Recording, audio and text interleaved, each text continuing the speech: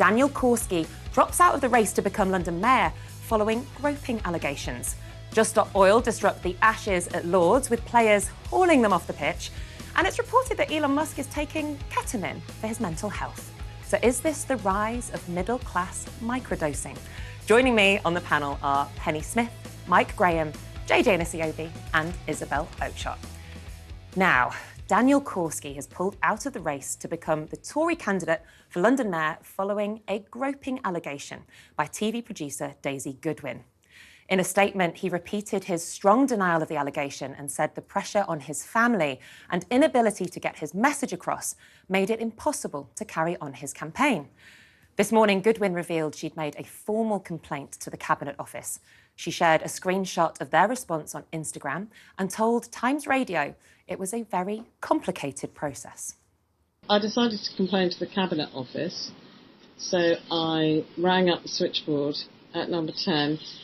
And they kept saying, but where are you calling from? What organisation do you represent? I said, well, I don't know, sort of aggrieved women everywhere. And they said, we don't take messages. I finally got through to someone who said, oh, well, I'll get someone to call me back. They never did. And then I did say, my name's Daisy Goodwin. I've written a piece. It's in the Times today about how I explained myself and nobody called me back. It was only after the Times ran a story saying she was making a formal complaint that she was contacted within 35 minutes. Goodwin also revealed that since writing her piece, she's been contacted by 3 women who reported similar experiences. Yesterday, Korski told TalkTV he wasn't expecting any other complaints. When I've been in positions of leadership, I've sought to create the kind of empowering, diverse environment where everybody can feel safe and can grow in their jobs. And to the best of my knowledge, absolutely, I don't expect anybody to come out and say anything. His withdrawal from the race follows several ministers pausing their support for his campaign, which had promised to prioritise women's safety. I've got a business plan to make London faster, safer, smarter, better connected, the kind of place where everybody can afford their home and where everybody can walk home safely at night, but especially women. Korski says he will constructively participate in any investigation. I hope you've all read the piece. I'm sure you have. I thought it was incredible. Really, really powerful piece that Daisy wrote. And I thought it was really interesting that she said, you don't have to feel like a victim in order to be a victim. I think there's this idea that a victim of sexual assault is some sort of weak woman. We need to stop doing that. We need to stop characterising women or victims as being weak. Actually, she was a very powerful woman who was years his senior, in a senior position in Downing Street, who was allegedly groped by him, seemingly out of nowhere. And initially she didn't want to come forward, but then felt within the Me Too movement that actually, instead of keeping quiet and getting on with things, she felt as though, well, actually, I need to set an example for my daughter's generation or the generations below me to say, actually, no, this is not okay. I didn't think she did try to make herself look like a victim. I didn't think she came across as a victim at all. Not at all. I mean, she said that, she was shocked by it, as you would be, but she wasn't really, in a way, bothered by it in any meaningful way, which is why she didn't do much about it at the time. Yeah. It's one of these stories that you can make anything out of, isn't it? You can make it a sort of parable of our times of, a man who gets accused of something suddenly loses the chance he might have had to become Mayor of London. My question would be to the Tory Party Selection Committee, what the hell were you doing selecting a guy who, 1, nobody's ever heard of, who, 2, doesn't really have much to his name apart from heading up the, Remainer campaign for David Cameron, which didn't go terribly well. And suddenly now he's left a gaping hole in their shortlist when they could have had somebody like Paul Scully, who was a Minister for London, who was in the Cabinet, who was a fairly regularly senior Tory MP, and they picked this guy. The whole thing is so ridiculous. weird. I mean, on the London mayoral thing, I mean, their list was full of people no one's ever heard of. I mean, this is the ruling party. I mean, surely they could have done better than that. There's something else that I would have thought, had it come out, would probably have kiboshed Mr Korski's career, which is that he actually supported Matt Hancock to be the Prime Minister. I think this could have been end of days had bad people judgment. really realised it. I have seen some of Korski's WhatsApps because they're actually included in some of the stuff I've got.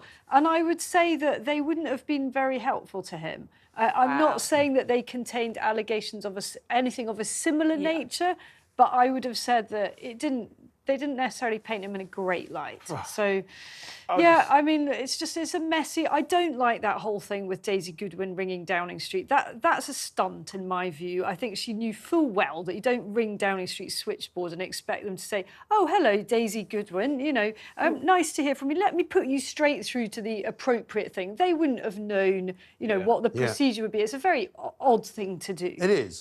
They don't help themselves by making it more difficult. And somebody like Daisy Goodwin, who's clever enough to make it look like they're being obstructive, they give her that opportunity, right? Also, I mean, I'm slightly suspicious of her motives because she was advised to do it by Ian Hislop.